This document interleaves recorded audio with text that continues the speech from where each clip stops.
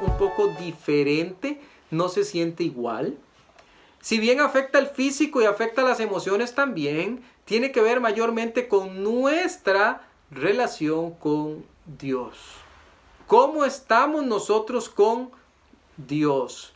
Quiero mostrarle 3 perspectivas diferentes de este tipo de dolor. La primera a la que quiero llevarle es ¿cómo siente Dios? ¿Cómo siente Dios? ¿Es acaso que el Dios nuestro es un Dios frívolo? ¿Que está ausente de la capacidad de sentir? ¿Un Dios tal vez mecánico que simple y sencillamente mueve las cosas como que nosotros fuésemos robots o como que fuésemos marionetas que Él mueve a su antojo? ¿Cómo funciona Dios? ¿Se duele Dios? Bueno, veamos la palabra, que ella sea la que nos instruya. Vaya a Génesis 6, capítulo 6, versículo 6. Génesis 6, 6. Lo primero que veremos es dolor ante una raza humana perdida. Dolor ante una raza humana perdida. Y aquí quiero detenerme un poquito en algunos conceptos, porque quiero que se lleve algunos conceptos teológicos hoy. No solo conceptos prácticos, que se lleve algunos teológicos también que van de la mano con el estudio. Dice la palabra del Señor, 6:6. Y se arrepintió Jehová de haber hecho hombre en la tierra, y le dolió en su corazón. Ya hemos hablado antes acerca de este arrepentirse. Este arrepentirse no tiene que ver con que Dios lo hizo mal. Dios no fue el que lo hizo mal. Aquí el que falla es el ser humano, y es una muestra inequívoca del libre albedrío que el ser humano tiene, por el cual tiene que dar cuenta. Y esa es la parte teológica que le quiero dejar esta noche. Presta atención. Por ahí anda una corriente, dícese teológica, no lo es, que trata de explicar a Dios como el Dios que en su soberanía, escuche bien por favor, porque algunas enseñanzas se están dando allí por el Facebook, por las redes sociales, donde usted va y se mete y usted escucha autores que yo me voy a encargar, se lo prometo, me voy a encargar de hacerle una lista de quiénes son, para que usted los tenga claritos y diga, estas son personas que yo no debería estar escuchando. Son personajes que están vendiendo la idea de que el Dios soberano ha determinado que un grupo de personas va a ir al cielo porque Él lo quiso, y otro grupo de personas, Él también lo quiso, van a ir al infierno. Entonces, sin que hayan hecho bueno o malo, Dios dice, usted lo diseñé, lo creé para que se vaya al infierno. En cambio usted lo diseñé y lo creé para que se vaya al cielo. Jamás, hermanos míos. Jamás. Eso es una locura. Eso no es en absoluto algo bíblico. Pero ellos lo están vendiendo como que fuese algo bíblico. Y usted puede escuchar sus mensajes. Y 40 minutos que enseñan, 39 estuvieron bien. Pero en ese minuto que estuvo mal, metieron esa doctrina del infierno que anda por todas partes y que está provocando divisiones en iglesias, hermanos. Mucho cuidado. Yo me voy a comprometer aquí con usted a pasarle la lista. Que usted los tenga a la mano. Y usted se va a asombrar tal vez de algunos de ellos. Y va a tener que decir, esas personas no las puedo escuchar más. No las puedo escuchar más. Desviaron su doctrina algunos de ellos. Y están creyendo cosas que no corresponden al carácter de Dios. Imagínese por un momento, por favor. ¿Qué nos dice a nosotros una doctrina como esa acerca de Dios? Bueno, nos dice que Dios no se duele. Nos dice que Él simple y sencillamente dice, bueno, viera que a mí me da gusto que usted se vaya al infierno, y entonces no importa qué haga usted en esta vida, usted se va a ir al infierno porque yo lo diseñé para el infierno. ¿Qué ocurrencia es esa? Pero hermanos míos, atentos. Eso anda por todo lado ahorita. No es nuevo, hermanos, no es nuevo. Esto tiene añales, es más, tiene siglos de estar en discusión. Pero cada cierto tiempo como que revive. Y ahora con las redes sociales, yo me temo mucho que algunos sean movidos de su manera de pensar por estar escuchando a esos que andan predicando esto que es incorrecto. Cada vez que usted vea teología reformada Escuche, teología reformada, tenga cuidado. Tenga cuidado, nosotros no estamos reformados porque no haya nada que reformar. Lo que nosotros creemos viene de la Biblia y no tiene por qué reformarse. Está correcto así como está. Nada más se lo dejo allí. Por favor, preste atención. Preste mucha atención porque ahora eso se ha vuelto algo terrible. Entonces nuestro Dios sí se duele. Sí se duele. Ve a 2 Corintios 4:4. Vamos a 2 Corintios 4:4. Eso se lo dejo allí como un anuncito. Y me va a escuchar más hablar de esto. Porque se ha vuelto, como le dije antes, todo un problema. Ya tenemos hermanos pastores que han tenido problemas en sus iglesias, hermanos. Porque tras de eso tratan de infiltrarse, como bien dice la palabra del Señor, con doctrinas que no son correctas. 4:4, 2 Corintios. ¿Qué dice la palabra de Dios? Dice, en los cuales, el ser humano que no conoce de Cristo, el Dios de este siglo, Dios con D minúscula, el diablo, cegó el entendimiento de los incrédulos para que no les resplandezca la luz del evangelio de la gloria de Cristo, el cual es la imagen de Dios. Dios se duele por el dolor humano, pero Él no lo deja ahí. Él no lo deja ahí. A pesar que el ser humano está enceguecido por el Dios de este siglo, ¿sabe qué hace nuestro Dios? Envía al Señor Jesucristo a morir por toda la humanidad, de tal manera que el dolor que causa el pecado tiene solución en Cristo Jesús. Entonces, este es un tipo de dolor del que la persona se puede librar porque Jesús da la posibilidad de hacerlo. Pero no pierda de vista algo. El Dios de este siglo ha enceguecido el entendimiento de los incrédulos para que no les resplandezca la luz de Cristo. Eso quiere decir que usted y yo tenemos que llevar la luz de Cristo más y más y más, porque están enceguecidos para que esas escamas caigan de sus ojos y puedan ver al Salvador. Vemos entonces el carácter de Dios en su palabra, y solo en su palabra. Ella es el manual autorizado para conocerle. Nosotros no mencionamos autores, hermanos. No lo ha visto usted aquí ni lo va a ver. No lo va a ver. Nosotros mencionamos la Biblia. Yo no digo según dijo San fulano de tal, según dijo el otro. No. Nosotros no tenemos necesidad de hacer eso. El manual bíblico está completo y aquí tenemos, mire, esto es grandísimo. Aquí tenemos suficiente información. No necesitamos ir a ninguna otra parte. No necesitamos ver con los ojos de otro autor cómo ven a Dios, si aquí nosotros ya podemos ver a Dios. Siempre mira a Dios a través de su palabra. No vaya a otras fuentes, y algunas de esas fuentes sucias, fuentes que están viciadas y fuentes incorrectas. Aquí aprendemos del pecado humano. Aquí encontramos la reacción de Dios ante el pecado humano. Aquí encontramos el amor de Dios, que es lo que a Él le duele y la razón por la que nosotros tenemos que volvernos a Él. Deberíamos preguntarnos a estas alturas de esta enseñanza, ¿provoca el pecado el mismo dolor en mi corazón que el que provoca en el corazón de Dios? Es decir, ¿tiene la misma carga usted que tiene Dios por las personas que están enceguecidas y que van rumbo a la condenación? En una buena cantidad de ocasiones no es así. Como le decía antes, nosotros sí nos comportamos como cristianos frívolos. No meditamos. Mire, una persona sin Cristo, ya lo vamos a ver, sin Cristo está en la peor posición en la que puede estar alguien. Usted podrá decirme, qué dicha, mi familia tiene trabajo, mi familia tiene alimento, mi familia le está yendo bien, todo el mundo está saludable. Están sin Cristo, no están bien. Porque el momento en que la muerte haga su aparición, esa persona que está sin Cristo va a una condenación segura. Tan segura es la salvación como es la condenación. Ese es el punto que trato de decirle. Mire 2 de Pedro 3:9. Apunte este versículo. Apúntelo especialmente para esos que puedan llegar a decirle a usted que ya hay algunos elegidos para ser salvos y otros no. Apunte esto.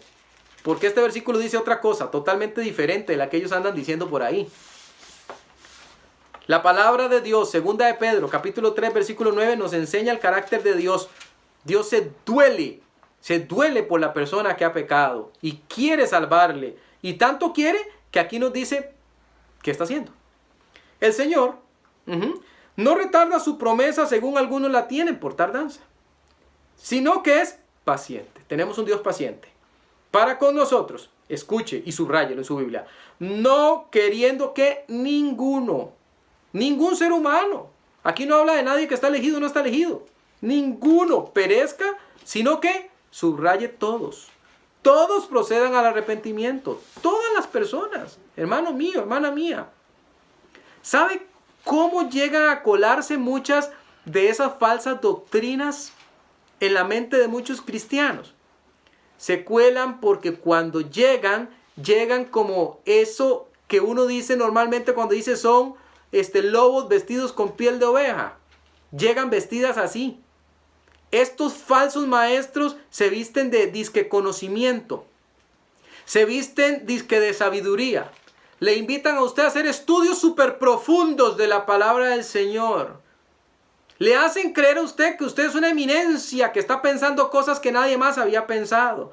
Le llenan la cabeza, se la explotan de orgullo, de envanecimiento, hasta que usted, si no tiene cuidado, está pensando como ellos y diciendo cosas que no son correctas.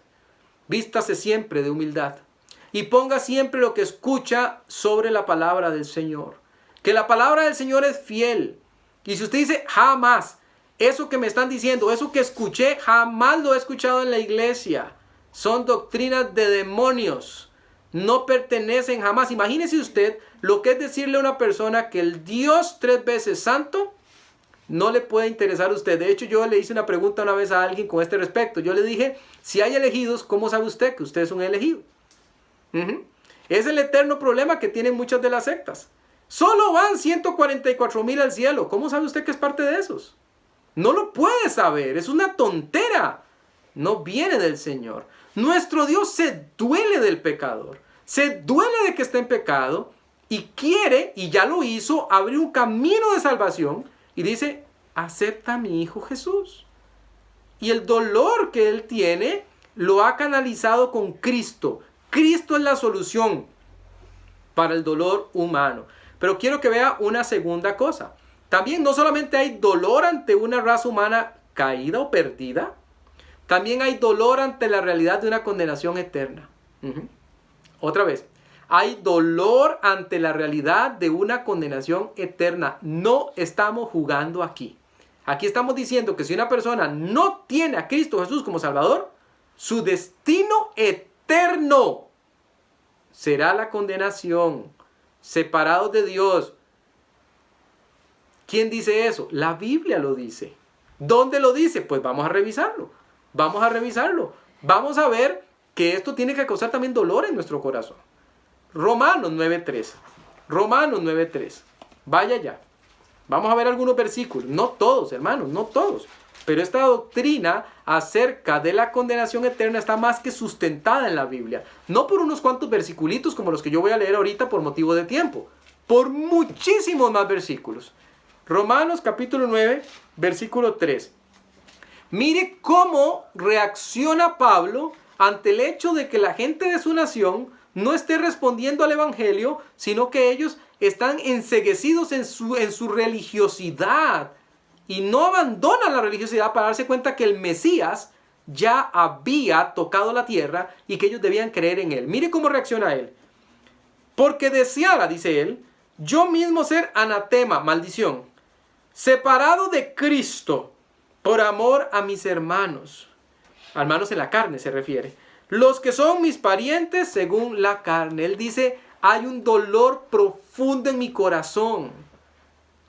Y yo deseo que ellos puedan de alguna manera conocerle. Y luego él dirá, tienen celo, pero ese celo no es conforme a lo que la Biblia dice. Su celo es un celo equivocado. Ese es Pablo. Tenía un peso en su corazón. ¿Cuál es el peso que usted tiene por el pecado de aquellos que están alrededor suyo? ¿Ora usted por ellos? ¿Siente usted ese dolor que sentía el Señor? En los dolores anteriores físicos y emocionales tendemos a evitarlos. Aquí más bien usted dice, Señor, hazme sentir como usted siente. Que tenga yo esa sensibilidad por las almas perdidas. Porque están perdidas. Están perdidas. La condenación no es algo que se espera, es algo que ya la persona tiene si no tiene al Señor Jesucristo. Ese es el problema. La gente dice, allá al final de los tiempos, Dios va a pesar en balanzas y va a ver que yo no fui tan malo. Y como yo no fui tan malo, entonces Él me va a conceder la entrada en la eternidad. De ninguna manera. Eso no dice la Biblia. La Biblia más bien anuncia sin lugar a dudas que usted puede saber si es o no salvo aquí mismo mientras está en vida. Y también nos dice qué pasará cuando usted muere. Hebreos 9:27. Vaya ya. Hebreos 9:27. Y aquí le voy a mencionar otro concepto teológico. Otro concepto teológico. Hebreos 9:27 nos habla de las personas sin Cristo. Una persona con Cristo no va a atravesar por lo que dice Hebreos 9:27. No va a presentarse ante ningún juicio. No es un juicio lo que va a tener que enfrentar, porque ya su culpa fue quitada gracias a que creyó en el Señor Jesucristo. Hebreos 9:27 dice, y de la manera que está establecido. No, esto no se va a quitar, es una ley, Dios la estableció así. Para los hombres que mueran una sola vez, y después de esto el juicio. ¿Cómo va a haber un juicio? ¿Cómo va a haber un juicio de una persona que no fue culpable de su pecado? Analice esto, por favor. Analícelo conmigo, por favor, un momento. ¿Cómo una persona va a ser llevada a un juicio por un juez justo? Porque nuestro Dios es justo. Y ese juez va a decir, viera que yo a usted le diseñé para pecar y lo diseñé desde el principio de los tiempos para mandarlo al infierno, pero tengo que juzgarlo. ¿Sobre la base de qué lo va a juzgar? Si ya de por sí era culpable desde su nacimiento. Es una locura, hermanos. Es una locura pensar que el Dios 3 veces santo diseñe personas para la condenación. Todo lo contrario. Los seres humanos tenemos la posibilidad de decidirnos por Cristo y es lo que el Señor quiere que hagamos antes de morir. Por eso dice, está establecido para los hombres que mueran una sola vez. Una sola vez. Una vez que una persona muere, con su muerte, su destino eterno está sellado. Con su muerte, el destino eterno está sellado sin lugar a dudas. Sin lugar a dudas. Salmos 32:10. Vaya ya. Salmos 32:10. ¿Quiere todavía otra porción donde lo diga más claro la palabra del Señor? ¿Qué estamos hablando hoy? Estamos hablando del dolor espiritual. Y estamos cayendo en cuenta que la situación del impío es muy dura y muy difícil y que nosotros debemos dolernos por estas personas lo suficiente como para estar orando por ellas, para estar comunicándoles el evangelio. Y hemos dicho que el enemigo ha enceguecido sus ojos de manera que no pueden ver a Cristo. Por eso tenemos nosotros que estarlo llevando constantemente. Dice Salmos capítulo 32 versículo 10. Escuche. Muchos dolores habrá para el impío. Muchos dolores habrá para el impío. Mas al que espera en Jehová le rodea la misericordia. Muchos dolores. Tal vez usted dirá, yo conozco impíos, pastor, que no pasan dolores. Ellos están bien, tienen dinero, tienen fama, van donde les da la gana ir, hacen lo que les da la gana ir. Y yo no los veo que ellos tengan dolores. Cuidado con no analizar el plano completo. No pierda la imagen completa. Esas personas mueren sin Cristo, sus dolores no tienen comparación. No la tienen. Van a un lugar de fuego eterno. Escúcheme, por favor, de fuego eterno. No es cualquier lugar. No es un lugar donde se experimenta solo la separación de Dios. Es un lugar de castigo. No fue diseñado para los seres humanos. No fue diseñado para los seres humanos. Pero los seres humanos van a Él porque deciden no creer en el Señor Jesucristo. ¿Dónde lo dice, pastor? Segunda de Tesalonicenses 1, 8 al 9. Ahí lo dice. Más clarito. Miren, no hay una porción que yo haya encontrado en la Biblia donde lo diga más claro que segunda de Tesalonicenses 1, 8 al 9. No existe. No existe manera de equivocarse uno aquí, de que uno vaya a decir, bueno, tal vez no estamos entendiendo bien, tal vez el fuego del que está hablando no es literal. No hay forma alguna de que nosotros podamos perdernos en cuanto a esto. Segunda de Tesalonicenses, capítulo 1, los versículos 8 y 9. Usted puede leer todo el contexto que le va a ayudar más a comprender lo que aquí dice. Yo no puedo ahorita por el tiempo. Dice, Segunda de Tesalonicenses 1, 8 al 9. Dice así: en llama de fuego, para dar retribución, pago, a los que no conocieron a Dios, no lo conocieron, y dice cómo lo hubieran conocido si hubieran querido, ni obedecen al evangelio de nuestro Señor Jesucristo, así era como lo hubieran conocido, los cuales sufrirán pena, castigo, de eterna perdición, eterna, excluidos de la presencia del Señor y de la gloria de su poder. Yo no hay una porción que lo clarifique tanto como esa. Ahí está clarito, pero clarito, no hay forma de perderse. No hay manera de perderse. Ningún cristiano puede decir el día de hoy que la Biblia no dejó bien establecido lo que iba a ocurrir con la persona no cristiana. Y usted dice, bueno, ¿y eso qué conmigo, pastor? Ya yo tengo a Cristo. Ya yo estoy bien. Claro, usted está bien. Gloria a Dios por eso. Pero ¿qué de las personas que todavía no? ¿Qué de las personas que no conocen del Señor Jesucristo? ¿Están bien? Cada día que usted observa esos famosos reportes donde se dice que tantos murieron, pregúntese cuántas de esas personas murieron sin Cristo. Porque su destino ya fue sellado. Y usted dirá, ¿por qué tan estricto Dios? Vaya a Hebreos 10:29. Vaya a Hebreos 10:29. Y usted va a descubrir por qué tan estricto Dios. ¿Usted piensa que el sacrificio que hizo el Señor Jesucristo es poca cosa? ¿Piensa que es algo de desechar, que no es tan importante? Bueno, escuchemos de parte de Dios qué piensa Él acerca del sacrificio de su Hijo. Y qué piensa Él acerca de las personas que menosprecian el sacrificio de su Hijo. Vamos a leer. Dice la palabra de Dios en Hebreos 10, 29 al 31. Comienza con una pregunta. La pregunta es esta: ¿cuánto mayor castigo pensáis que merecerá el que pisoteare al Hijo de Dios y tuviere por inmunda la sangre del pacto en la cual fue santificado e hiciere afrenta al Espíritu de gracia? Todo esto está hablando acerca de rechazar al Señor Jesucristo. Pues conocemos al que dijo, mía es la venganza, yo daré el pago, dice el Señor. Y otra vez el Señor juzgará a su pueblo. Y el 31 lo aclara todavía más. Horrenda cosa es caer en manos del Dios vivo. Horrenda cosa. La persona sin Cristo se va a enfrentar al Dios vivo. Se va a enfrentar a Él, al que desechó en su vida. Lo va a enfrentar cara a cara para escuchar su sentencia de condenación eterna. Eso no es grato. Tiene que causar dolor en nuestro corazón. El suficiente como para que nosotros digamos, ¿qué puedo hacer yo?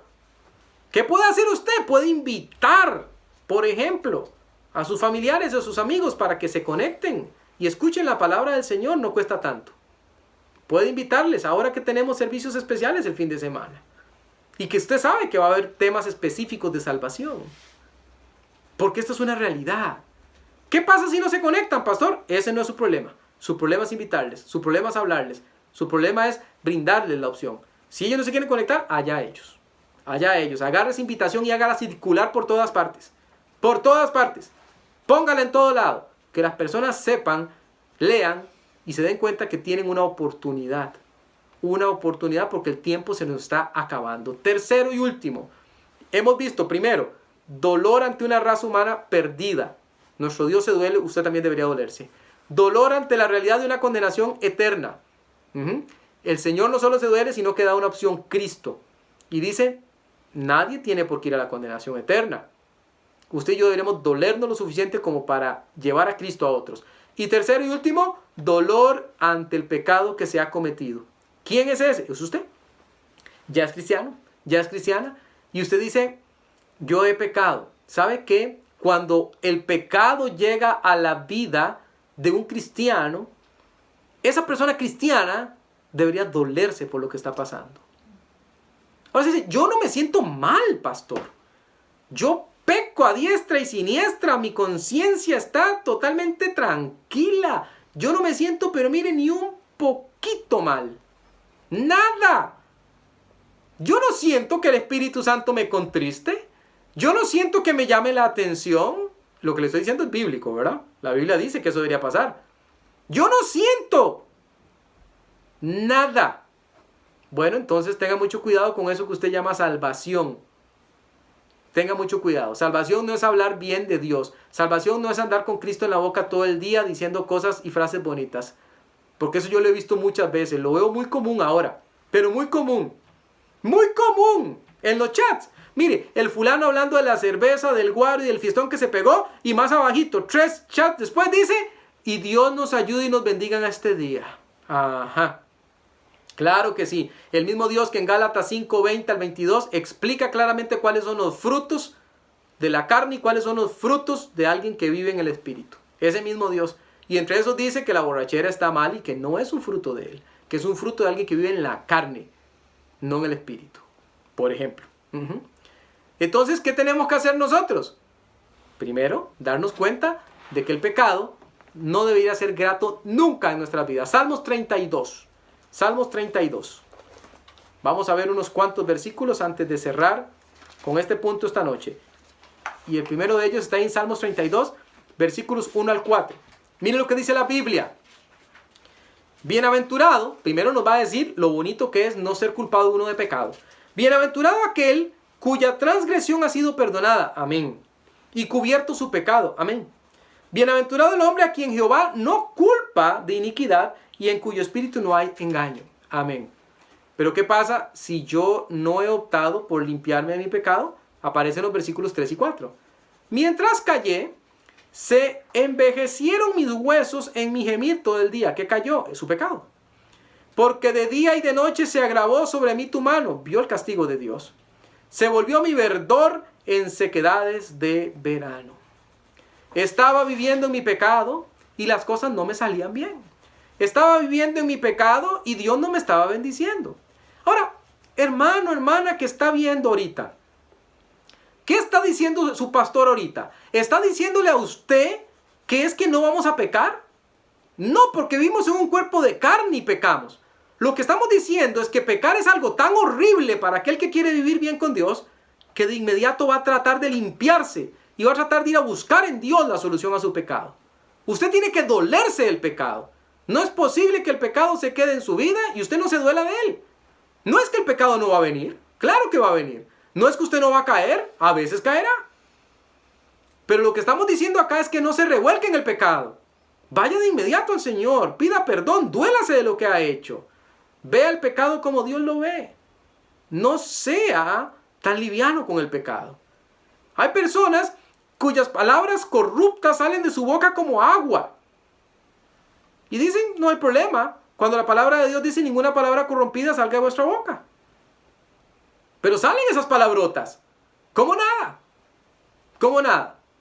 Y usted dice, ¿se duele esta persona del pecado? No. Porque no lo ve mal. Pero Dios dice, está mal. Y usted debería dolerse por eso que está mal.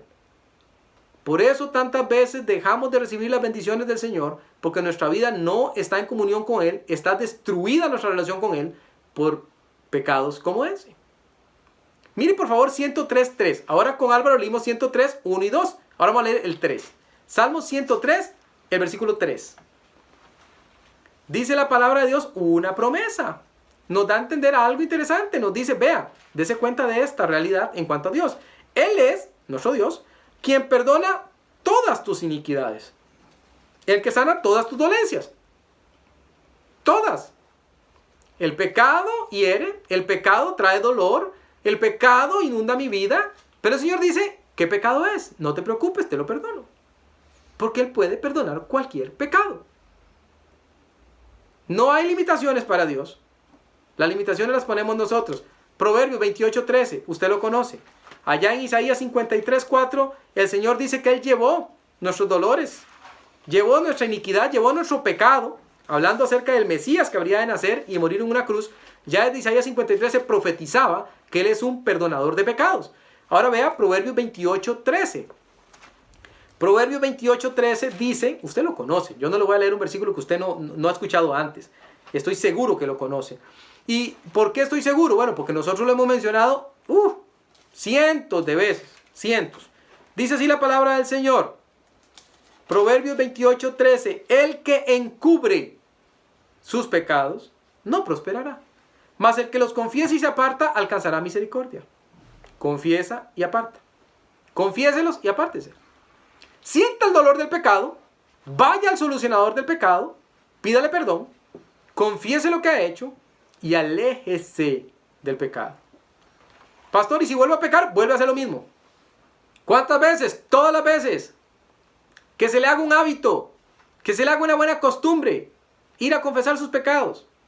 Todos los días. No me diga que hay un solo día que usted dice, uy, hoy estoy libre de pecado, Señor, hoy no pequé. Hoy no hice nada malo. Es increíble. No va a pasar. No va a pasar.